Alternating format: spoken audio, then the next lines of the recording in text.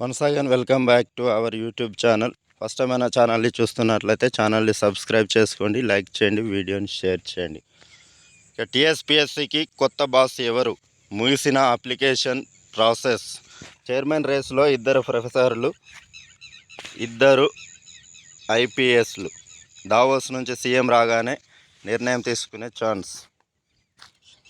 Telangana state public service commission TSPSC ప్రక్షాళనపై రాష్ట్ర సర్కార్ ఫోకస్ పెట్టింది. అందులో భాగంగా కొత్త టీంను నియమించేందుకు కసరత్తు షురూ చేసింది. ఇప్పటికే అప్లికేషన్ ప్రాసెస్ ముగియగా కమిషన్ చైర్మన్గా ఇద్దరు ఐపీఎస్లతో పాటు ఇద్దరు ప్రొఫెసర్ల పేర్లు ప్రముఖంగా వినిపిస్తున్నాయి. సీఎం రేవంత్ రెడ్డి విదేశీ పర్యటన నుంచి రాగానే టీఎస్పీఎస్సీ మెంబర్స్ నియామకంపై నిర్ణయం తీసుకునే అవకాశం ఉందని అధికార వర్గాలు చెబుతున్నాయి.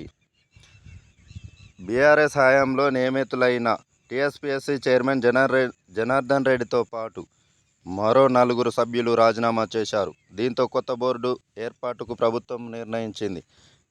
గత శుక్రవారం దరఖాస్తులను ఆహ్వానించింది. గురువారం సాయంత్రంతో గడువు ముగిసింది.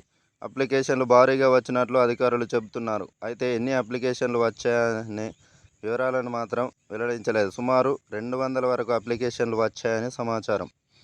భర్తీకి మరికొంత ఆలస్యం. హైదరాబాద్ సెంట్రల్ యూనివర్సిటీ, ఉస్మానియా యూనివర్సిటీతో పాటు జేఎన్టీయు, కాకతీయ వర్సిటీల ప్రొఫెసర్లు చైర్మన్, మెంబర్ పోస్టుల కోసం దరఖాస్తు చేసుకున్నారు.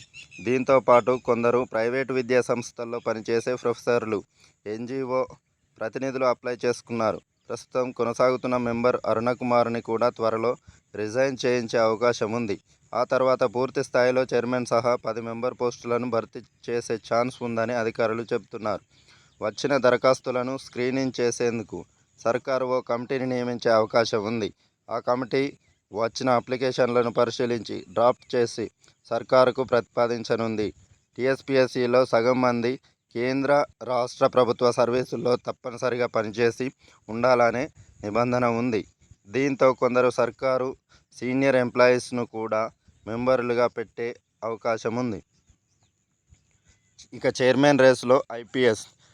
టీఎస్పీఎస్సీపై నిరుద్యోగుల నమ్మకం కలిగించేలా కొత్త చైర్మన్ నియమించాలని సర్కార్ భావిస్తోంది. దానికోసం సరైన వ్యక్తిని నియమించేందుకు ప్రయత్నాలను ముమ్మరం చేసింది. దీంట్లో భాగంగా గత ఏడాది రిటైర్డ్ అయిన ఓ సీనియర్ ఐపీఎస్ ఆఫీసర్ పేరుతో పాటు ప్రస్తుతం సర్వీస్లో ఉన్న సీనియర్ ఐపీఎస్ పేరును పరిశీలిస్తున్నట్లు తెలుస్తోంది.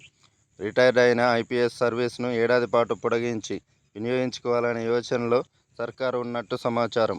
మరో పక్క ప్రస్తుతం ఉన్నత విద్యాశాఖలో పనిచేస్తున్న హెచ్సీయూ ప్రొఫెసర్ పేరు కూడా వినిపిస్తోంది.